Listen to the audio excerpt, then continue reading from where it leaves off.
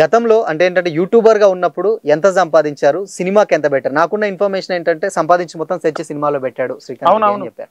నేను 2 సంవత్సరాలు విపరీతంగా వీడియోలు చేస్తే నాకు వచ్చిన డబ్బులు ఫేస్బుక్ అండ్ యూట్యూబ్ రెండిట్లో కలిపి 1,35,00,000 1,40,00,000. దాంట్లో 1,40,00,000 దాంట్లో 10-15 లక్షలు కెమెరాలు ఎడిటింగ్ నా టెక్నీషియన్స్ నాకు అన్ని పోతే మిగిలిన 1,20,00,000 మిగిలిచ్చా.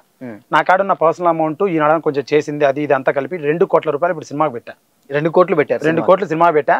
1,40,00,000 ఫేస్బుక్ అండ్ యూట్యూబ్ 2 సంవత్సరాలు విపరీతంగా వీడియోస్ చేస్తే నాకు వచ్చిన డబ్బులు ఒక నెలలోనే 40-50 లక్షలు వస్తున్నాయి ఇప్పుడు యూట్యూబ్ కి. కొంతమందికి బిగ్ బాస్ రివ్యూలు అని అవి వినింటాం, కొంతమంది చెప్తున్నారు.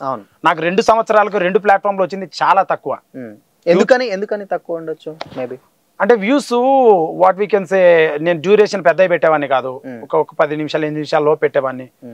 And I'm happy for that. ఎక్కువ వచ్చి రావాలని కూడా లేదు, తక్కువ వచ్చింది కంపారిజన్ లేవు. 2 కోట్ల రూపాయలు వచ్చిందని ఫీల్ అవుతారు ఆడియన్స్, వాళ్ళకి అర్థం అవ్వాలని చెప్తాను నేను తక్కువే సంపాదించానని అట్లా. ఓకే, మరి ఇప్పుడు సినిమాలకు తెచ్చిన బడ్జెట్ మొత్తం సినిమాలో పెట్టారు, అయిపోయింది. బట్ ఇన్ కేస్ సినిమా అటు ఇటు అయితే, సినిమా అనే ప్రపంచం మనకు తెలియదు, ఇన్ కేస్ ఏంటి తర్వాత పొజిషన్ ఏంటి? ఏం లేదు, మళ్ళీ వీడియోలు చేస్తా, మళ్ళీ సినిమా చేస్తా. పాయింట్ 1. పాయింట్ 2, నాకు లగ్జరీ ఏం అలవాట్లేదు. కృష్ణానగర్ లో మళ్ళీ 5 రూపాయలు టీ తాగుతా అండ్ మళ్ళీ కష్టపడతా.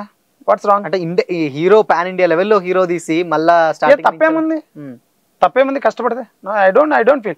నేను ఫస్ట్ ఆఫ్ ఆల్ అదే బిల్డప్ కొట్టను, పైకి ఏడొచ్చి మీడియా ముందు ప్రజల ముందు ఇట్లా ఉంది. కానీ ఆఫ్ కెమెరా నేను నార్మల్ చెప్పులేదు, నార్మల్గా ఉంటా.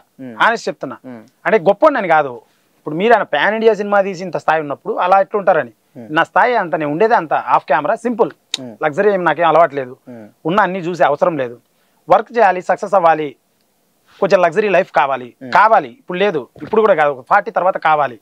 బై ద టైం నేను సంపాదించాలి, నలుగురికి జాబ్ ఇవ్వాలి, కొంచెం సేవ చేయాలి. ఇదే ఇంకా వేరేది ఏం లేదు నాకు. పని చేయాలి, పని చేసేవాడు గొప్పోడు. లేజీ అంటే నాకు అసలు నచ్చదు.